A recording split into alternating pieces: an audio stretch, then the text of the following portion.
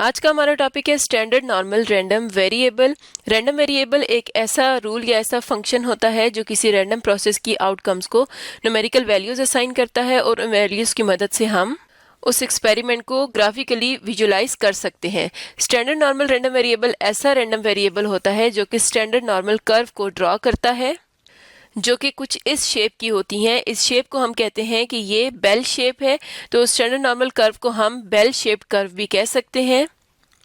और कोई भी नॉर्मल कर्व हमारे पास स्टैंडर्ड तब होती है जब उसका मीन जो होता है या उसकी जो एवरेज वैल्यू होती है जिसे हम म्यू से शो करते हैं वो 0 हो, और उसकी स्टैंडर्ड डेविएशन जिसे हम सिग्मा से शो करते हैं ये हमेशा 1 हो।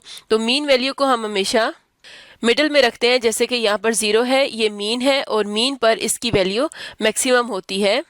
यानी वाई एक्सिस पर जो भी हमने वैल्यू ली है, नंबर ऑफ पीपल, फ्रीक्वेंसी या प्रोबेबिलिटीज जो इसके अगेंस्ट आ रही होती है वो मैक्सिमम होती है। और स्टैंडर्ड डेविएशन क्या है, यानी कि जितने ये स्टेप्स हम वाई एक्स एक्सिस पर ले रहे हैं ये स्टैंडर्ड डेविएशन को शो कर रहे हैं। यानी इसका मतलब ये है कि मीन से अगर हम एक स्टेप राइट साइड पर गए हैं तो इसका मतलब ये है कि हमने 1 स्टैंडर्ड डेविएशन राइट साइड पर मूव किया है। इसी तरह अगर हम -1 पर जाएं तो इसका मतलब ये है कि हमने 1 स्टैंडर्ड डेविएशन लेफ्ट साइड पर मूव किया है। और इस तरह की कर्व्स हमारे पास कब आती हैं उसके लिए हम एक एग्जांपल देख लेते हैं। जैसे कि अगर हम 2 कॉइन्स को फ्लिप करते हैं तो हमारे पास जो आउटकम आती है वो क्या आती है, या जो हमारे पास सैंपल स्पेस बनती है उसके अंदर हमारे पास आउटकम्स आती हैं कि या तो दोनों कॉइन्स पे हेड आएगा, या एक पे हेड एक पे टेल, या एक पे टेल एक पे हेड, या दोनों पर टेल आएगी। अगर हम यहाँ से देखें तो फर्स्ट आउटकम को अगर हम रैंडम वैल्यूज असाइन करें, यानी रैंडम वेरिएबल की मदद से हम इसे वैल्यूज असाइन करें, तो इसमें 2 हेड्स हैं और हम नंबर ऑफ हेड्स में इंटरेस्टेड हैं तो इसको हम वैल्यू असाइन करेंगे 2। इसी तरह ये जो सेकंड और थर्ड आउटकम्स हैं इनको हम असाइन करेंगे 1, क्योंकि इन दोनों में एक हेड आ रहा है, और लास्ट वाली में कोई हेड नहीं है तो इसको हम वैल्यू असाइन करेंगे 0। और अगर प्रोबेबिलिटीज असाइन की जाए तो हमारे पास जो हेड है, टोटल ये 4 आउटकम्स थी, तो इनकी जो प्रोबेबिलिटी बनती है वो कितनी बनती है, 1 आउट ऑफ 4, यानी टोटल 4 में से 1 आउट ऑफ 4।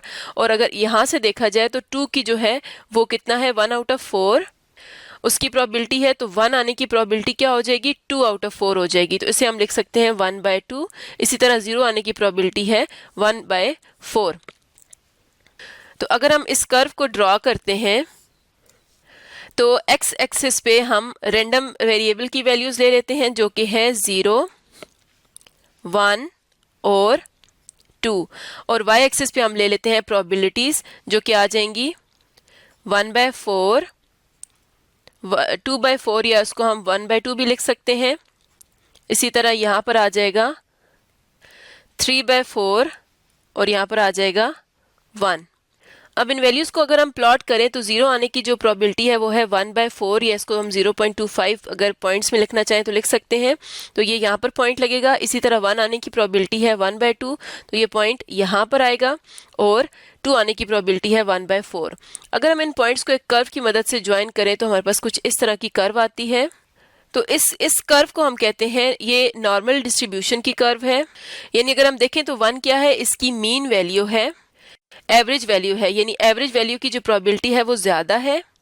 और इसी तरह अगर हम मीन वैल्यू से राइट साइड पर या लेफ्ट साइड पर मूव करते हैं तो उनकी जो प्रोबेबिलिटी है वो कम होती जाती है। तो इस तरह से हमारे पास नॉर्मल कर्व्स आती हैं, और ऐसी नॉर्मल कर्व जिसका मीन 0 हम रखते हैं और स्टैंडर्ड डेविएशन 1 हो तो उसे हम कहते हैं स्टैंडर्ड नॉर्मल कर्व, जिसको हम स्टैंडर्ड नॉर्मल रैंडम वेरिएबल की वैल्यूज की मदद से प्लॉट करते हैं।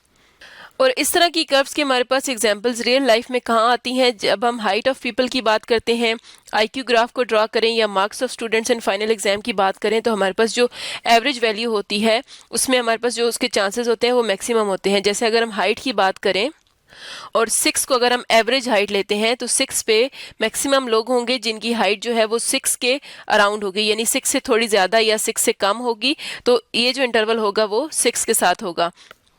और 6 से बहुत ज़्यादा हाइट या बहुत कम हाइट के लोग जो हैं उनकी प्रोबेबिलिटी हमारे पास कम आती है। तो इस तरह से हमारे पास जो कर्व्स आती हैं उन्हें हम कहते हैं नॉर्मल कर्व्स या standard normal curves. Standard normal curve का आपने याद रखना है कि जो मीन होगा वो हमेशा 0 और स्टैंडर्ड डेविएशन 1। स्टैंडर्ड डेविएशन को हम क्या कहते हैं कि जो एक्स एक्सिस पे हम स्टेप्स लेते हैं, या ये जो हम जितने यूनिट्स मूव करते हैं तो एक यूनिट को हम एक स्टैंडर्ड डेविएशन कहते हैं।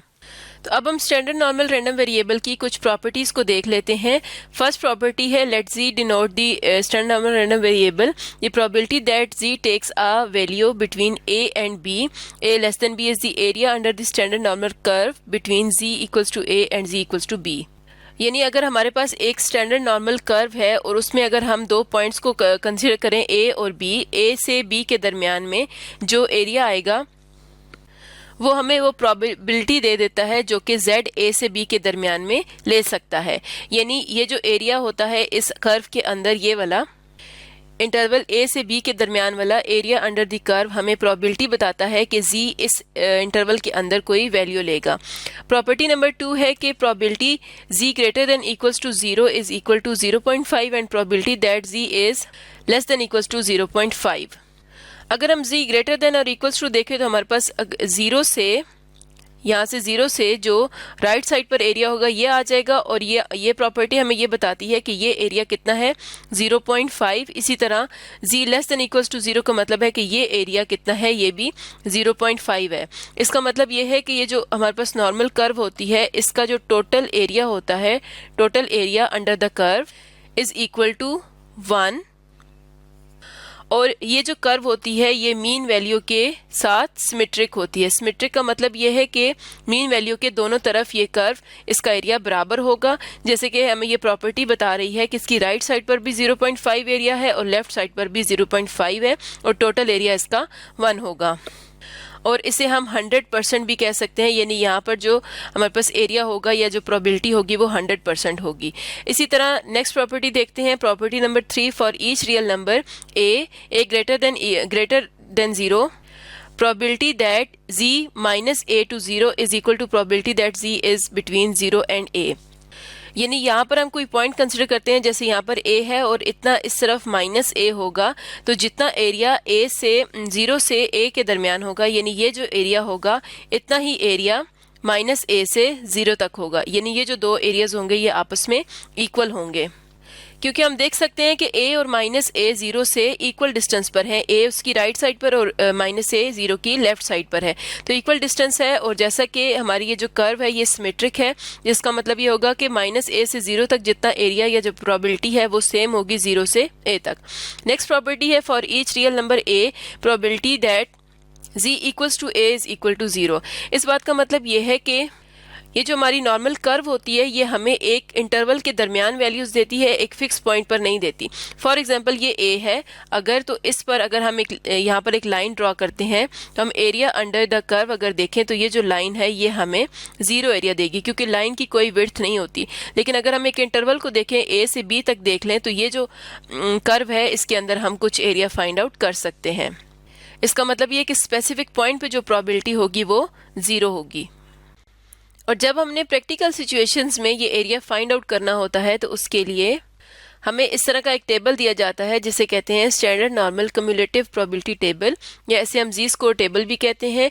इसमें जो जी की वैल्यूज हैं उनके अगेंस्ट हमें एरिया दिया जाता है। जैसे कि हम यहाँ पर देख सकते हैं कि यहाँ पर जी की नेगेटिव वैल्यूज हैं, इसी तरह अगर हम नीचे देखें तो यहाँ पर जी की पॉजिटिव वैल्यूज के साथ भी हमें एरिया दिया जाता है। इस टेबल को हम इस तरह से इस्तेमाल करते हैं कि फॉर एग्जांपल हमने एरिया या प्रोबेबिलिटी फाइंड आउट करनी है z की जो कि लेस देन इक्वल्स टू है 0.95 के, यानी हमें एक वैल्यू दी जाती है z की 0.95। तो फॉर एग्जांपल यहाँ पर जो वैल्यू है वो है 0.95। तो ये हम इसका एरिया किस तरह से फाइंड आउट करेंगे, ये हमें z की इस वैल्यू के लेफ्ट साइड पर जितना भी एरिया है ये सारा एरिया दे देता है। तो ये हमें किस तरह से देता है, हम क्या करते हैं कि 0.95 को हम इस तरह से स्प्लिट करते हैं कि 0 के बाद फर्स्ट डेसिमल प्लेस को रखते हैं और जो सेकंड डेसिमल प्लेस है उसे इस तरह से स्प्लिट कर देते हैं।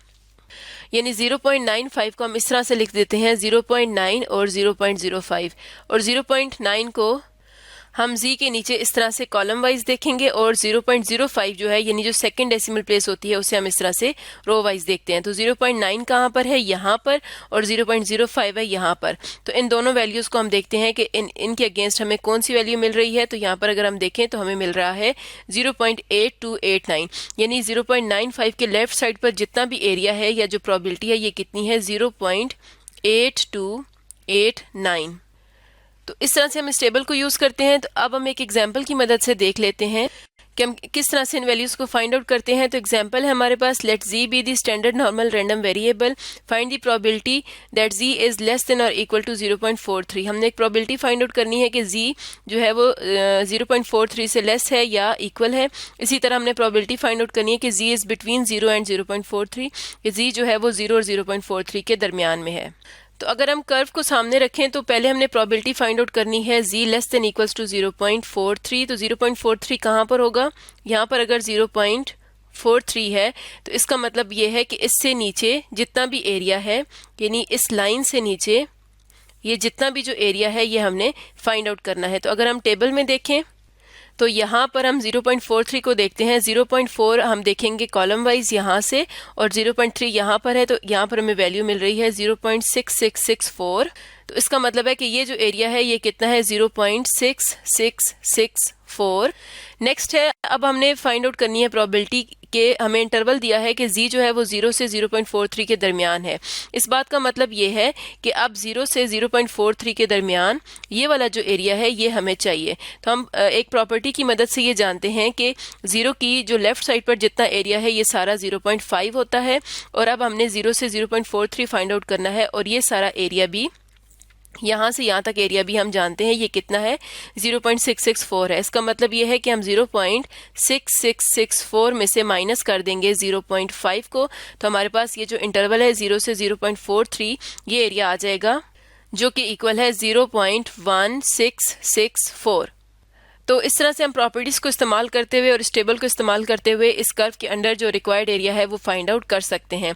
तो आज की वीडियो में हमने देखा कि स्टैंडर्ड नॉर्मल रैंडम वेरिएबल क्या होता है, उसकी प्रॉपर्टीज़ क्या हैं, और हम जी स्कोर टेबल को किस तरह से स्टैंडर्ड नॉर्मल रैंडम वेरिएबल का कि एरिया या प्रोबेबिलिटी फाइंड आउट करने के लिए यूज़ करते हैं।